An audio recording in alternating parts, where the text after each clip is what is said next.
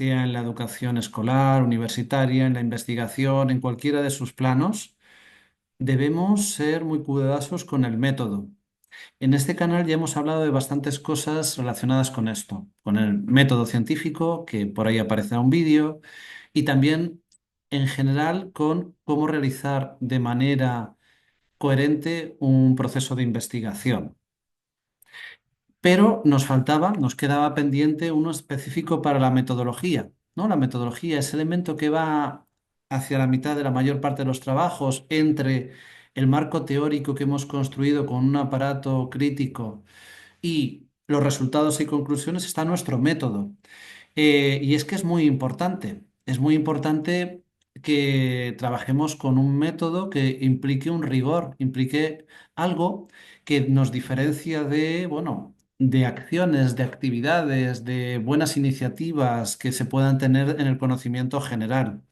Eso es lo que va a hacer que en la carrera, pues un trabajo destaque por un buen planteamiento y en una oposición porque también brille como una apropiación de un proceso que nos apoyamos en alguien anterior, en alguien que ha comprobado, porque esa es la base de un método científico, es decir, algo que ha sido corroborado en su eficacia, que lo tomamos y lo adaptamos a nuestro contexto. Con lo cual, cuando yo empleo un método reconocido, tengo una solidez mucho más grande para aquello que quiera hacer. Sea un TFG, un TFM, sea entrar al aula para dar una clase, programarla, ganar una oposición. Es decir, cuando eso lo explico bien, estoy permitiendo el proceso de crecimiento del conocimiento, porque un método bien explicado, bien tomado de unos referentes previos y aplicado, da pie a que otros lo pueden entender, lo pueden repetir y por lo tanto cada día somos mejores docentes y mejores investigadores. Entonces, voy a poner una serie de ejemplos con métodos generales y en algunos casos aplicados al ámbito literario que es el mío. Con la idea no de defender que estos sean los mejores estudios, sino simplemente de algunos estudios donde encontramos métodos, donde encontramos pasos que establecen elementos que se deben incluir en una actividad que será distinta. El método es, digamos, como el envase y la actividad será el contenido, ¿no? que metemos en él. Pero necesitamos un envase, necesitamos algo que nos permita el diálogo entre distintos expertos en educación, en humanidades y en otras disciplinas. De hecho, en otras disciplinas esto se ve claro. No se puede construir un edificio sin método. No se puede realizar una operación sin método, ¿no? Una operación, me refiero, de salud. Hay cosas que esperamos yo que el médico y el ingeniero sigan un procedimiento en el que han aprendido de otros, no que experimenten con nociones, ¿sí? Entonces, la educación, las humanidades no tienen por qué ser menos que esas otras disciplinas. Empiezo por las cabeceras por si alguien quiere acceder a los textos que están en abierto. Yo, por ejemplo, si en este caso estamos hablando de un trabajo que plantea algo cooperativo. Si yo quiero trabajar cooperativo, pues debo ver qué han dicho otros autores sobre los principios que debe tener ese aprendizaje cooperativo. A mí no me basta ni para el cooperativo ni para el colaborativo, que veremos enseguida, decir que son actividades que plantean interacción, porque bien, o sea, la interacción está muy bien, somos seres sociales y debemos interactuar, pero si yo quiero educativamente trabajarlo, debo seguir alguna suerte de principios que otros, no, esto no es demasiado específico, pero por lo menos me está dando, ¿no? Me está diciendo un poco cuáles son los énfasis. Este, por ejemplo, hace énfasis en la autonomía. La cooperativa hace énfasis en la autonomía y la responsabilidad de los alumnos, es decir, es dado actividades en las que ellos a nivel personal tienen mayores atribuciones. Bueno, no hace falta tampoco cuando yo leo un artículo extraer de él muchas referencias, porque a lo mejor algunas no me sirven o porque yo no necesite tantas. Pero, pero si yo quiero plantear, por ejemplo, en el caso de la lectura, bueno, pues me puedo ir, ¿no? A este autor, Sevilla Vallejo, que dice algo en torno a los procesos cognitivos y motivacionales. Vamos a verlo.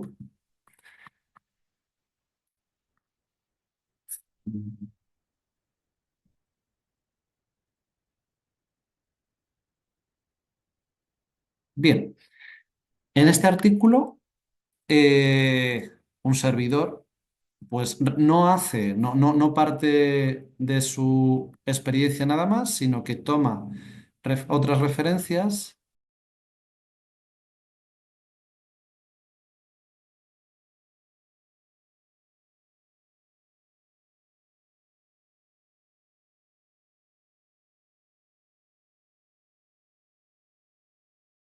Se pueden llegar a hacer y tenemos que escoger cuáles y cómo las vamos a hacer.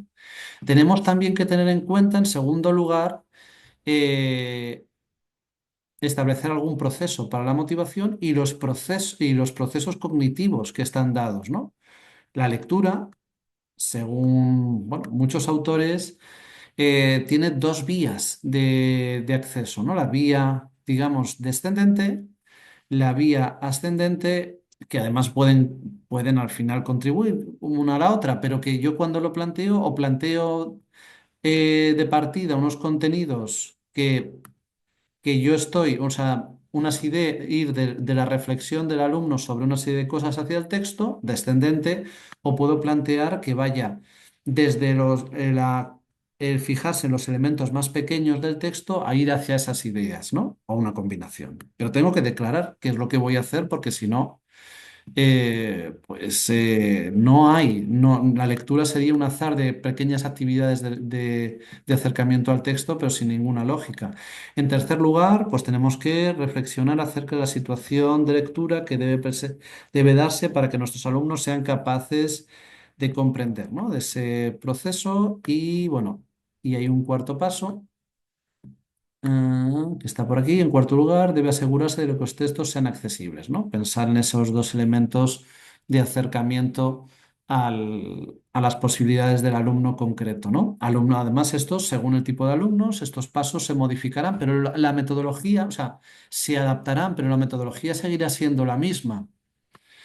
Vale, podemos pensar también en el colaborativo, que es otra forma de interacción, pero no es la misma que la que tenemos con el cooperativo que mencionábamos antes, porque aquí, por ejemplo, se hace hincapié en el uso compartido, en la construcción de artefactos culturales con un uso compartido. Entonces, la dinámica de interacción va a ser muy diferente a la que se ha planteado en el otro caso. Y si vamos aspectos ya de la propia, ¿no? Bueno, pues esto como todo estudio tiene sus hipótesis, tiene sus objetivos y tiene su metodología, que es lo que estamos hablando ahora. Y en esa metodología se explica, bueno, este también es un trabajo propio y se trabaja igual por niveles, igual que veremos después también en otros casos, por niveles del lenguaje, ¿no? Esto también estaría operando con premisas parecidas, aunque distintas, ¿no? Se habla de los instrumentos que se usa, se habla del procedimiento. En este procedimiento se explican estos niveles, en este caso de manera muy sintética, pero se explican un poco de dónde provienen y se establecen fases, ¿no? Una fase de iniciación con una serie de ejercicios concretos después, una fase de desarrollo, una fase de conclusión que tienen ya en sí contenidos concretos, ¿no? Pero la estructura general sería la misma para otros casos. Vale, podemos también pensar en aprendizaje basado en el juego y en proyectos, ¿no? Este artículo hace una mezcla de ambas cosas, pero lo interesante es que nos ofrece una estructura. Nos habla acerca de las actividades organizadas, que tienen una cierta consecución, ¿no? Es decir, bueno, hay que primero seleccionar la temática, formar acerca de la metodología que se va a seguir, formar acerca de las herramientas que se van a emplear, de las técnicas, la creación de los grupos, bueno, la creación de los calendarios en su caso, ¿no? Va haciendo eso. Nos habla también, bueno, de algunos principios que debe seguir, ¿no? Estos proyectos, estos también elementos lúdicos. Y más interesante todavía, nos habla de cómo estructurar los elementos de trabajo, ¿no? De aquellos donde están elaborados por los estudiantes, elaborados por el grupo, eh, donde visualizar las entregas. Bueno, esto es más formal, pero también nos está dando una forma de construir eso.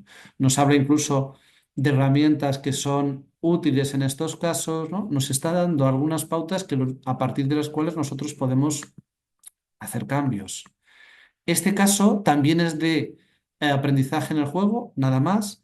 Y esto es un extracto, con lo cual habría que ir al artículo, pero mira, mirad, empieza por diferenciarnos los tipos de elementos que tienen que ver con lo lúdico. No es lo mismo gamificar, el juego serio, el videojuego, el simulador, el juego. Son herramientas diferentes.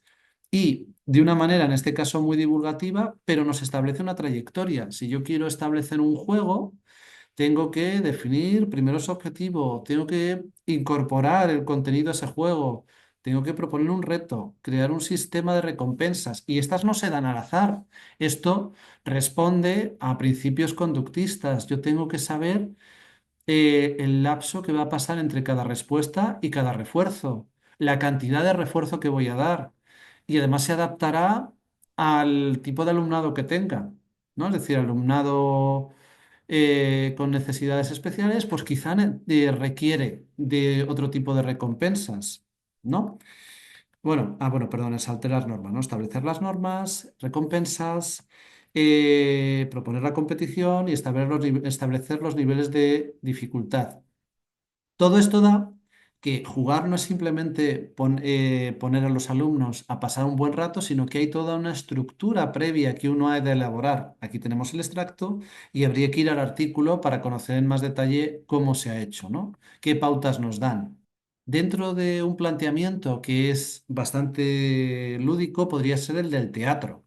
El artículo de Forselledo nos habla del psicodrama pedagógico y nos da también toda una estructura, porque nos explica, bueno, no solo la finalidad, que eso sería previo, que es el método como tal, pero el contexto, todo esto, los instrumentos, pero aquí ya, sí, esto nos dice cuáles son los papeles que deben estar presentes, ¿no? Para hacer un teatro que tenga un cierto valor curativo o que afronte algún problema, necesito un monitor, necesito un protagonista que esté en el centro, necesito unos auxiliares que le apoyen y un auditorio que vaya a reflexionar y el escenario. Y establece también las etapas. Dice, debe haber caldeamiento, dramatización y comentarios. Es decir, una estructura también tripartita en la que se debe preparar para ese ejercicio corporal que van a hacer los alumnos, se debe poner en práctica una escena problemática y luego debe haber todo un espacio de comentarios y análisis, ¿no? Tendríamos esas tres cosas, esos tres pasos que debemos contemplar si seguimos este tipo de método.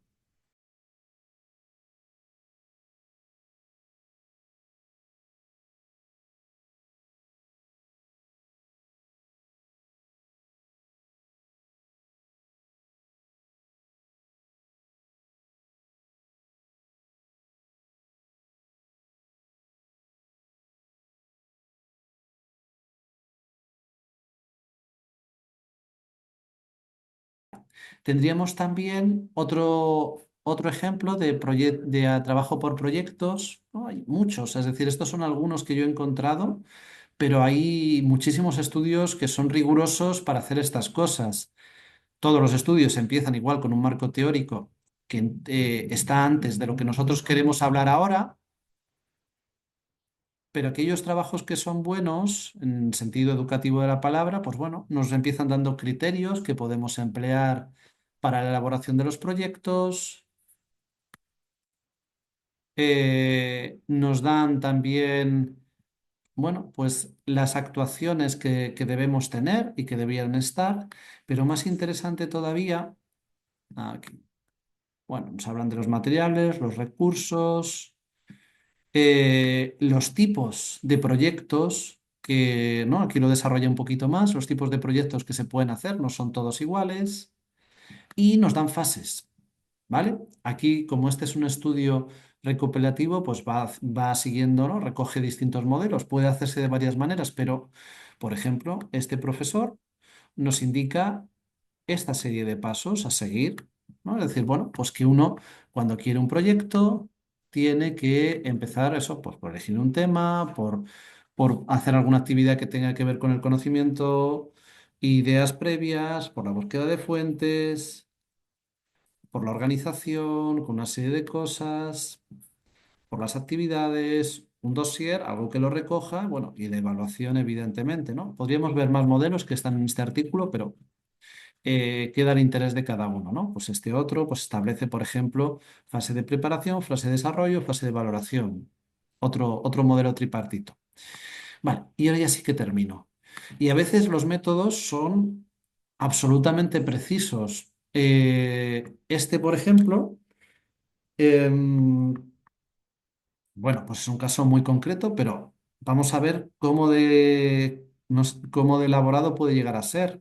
En este caso, además de que, bueno, dice aquí sustentado por las teorías que sean, pero luego se plantea un método en torno con el empleo de una entrevista, un mapa conceptual, estudios post-test, encuestas, ¿no? Es decir, tiene toda una estructura que esto seguramente va más allá de muchas de las cosas que vamos a ver en un practicum y es una sistematización para algo muy específico. Pero el caso es que el método se puede llevar a toda la profundización que uno quiera de detalles y si yo quisiera en el futuro hacer un trabajo como han hecho ellos sobre el diseño universal en biología, me podría ir aquí y seguir qué han hecho estos autores. Entonces nos han dado toda una estructura de cosas que podemos hacer y que ellos ya nos han dicho previamente en qué medida les ha funcionado, yo puedo comprobar si a mí también me funciona, ¿no? Ese es el valor que tiene el conocimiento científico, es ese, estar, replicar el conocimiento para ver en qué medida en distintos contextos una manera de funcionar sirve o no. Entonces, bueno, espero que este vídeo os sea muy útil para pensar que, bueno, con estos o con otros referentes, pero que tenemos que fundamentar lo que vamos a hacer. Si vamos a ser expertos en educación o en investigación, no podemos funcionar a nivel de calle y simplemente plantear un método como una idea general de que algo va a ser bueno, pero sin decir cómo se va a hacer, porque entonces las actividades serán elementos aislados, por mucho que estén armados con elementos didácticos y con programaciones y justificados con leyes.